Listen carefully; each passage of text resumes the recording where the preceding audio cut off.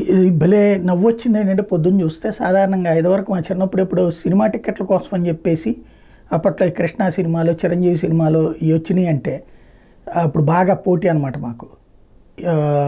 సింహాసనం సినిమా అప్పుడైతే 5 రోజులు 6 రోజులు క్యూ లైన్లో నుంచున్న వాళ్ళు ఉన్నారు.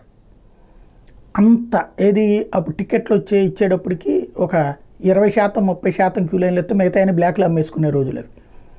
ఆ తర్వాత ఈ సింహాసనం లాంటి సినిమాలకు వచ్చినప్పుడు అయితే కనుక 5% కూడా ఇవ్వలేదు థియేటర్లో.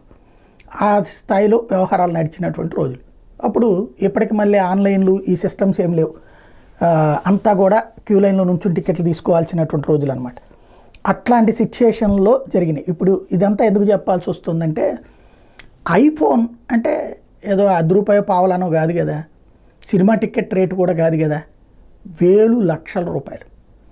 కొత్త ఐఫోన్ రిలీజ్ అయిందంటే దేశంలోని ప్రధాన నగరాలతో పాటుగా ప్రపంచంలోని అనేక నగరాలలో ఐఫోన్ కొనుక్కోవడానికి బారులు తీరారు. ఒకళ్ళు కాదు ఇద్దరు కాదు, క్యూలు కట్టి చివరికి తెల్లవారుజాము నుండినే బారులు తీరి కొన్నారు. అంటే ప్రపంచం ఇంత పెద్ద మార్పు వచ్చేసిందా? ఐఫోన్కి ఏంటంటే అదొక బ్రాండ్ ఇమేజేనా, లేకపోతే మామూలు ఫోన్ల కంటే ఆండ్రాయిడ్లు స్మార్ట్ ఫోన్ల కంటే ఎక్కువ అంటే మాది అది ప్రెస్టేజియస్, వీటితో పోల్చుకుంటే ఇవన్నీ ఆఫ్టర్ ఆల్ అది స్పెషల్ అంటారు.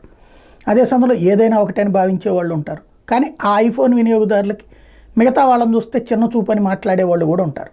ఎవరి మాటలు ఈ పక్కన పెడితే ఐఫోన్ అంటే వేల రూపాయలు పెట్టి కొనుక్కోవడం కోసం బారులు తీరి ప్రపంచం అంతా కనిపించడం అన్నది ఈ కాలంలో గొప్ప విశేషం కాదేమో అని కూడా అనుకోవచ్చు.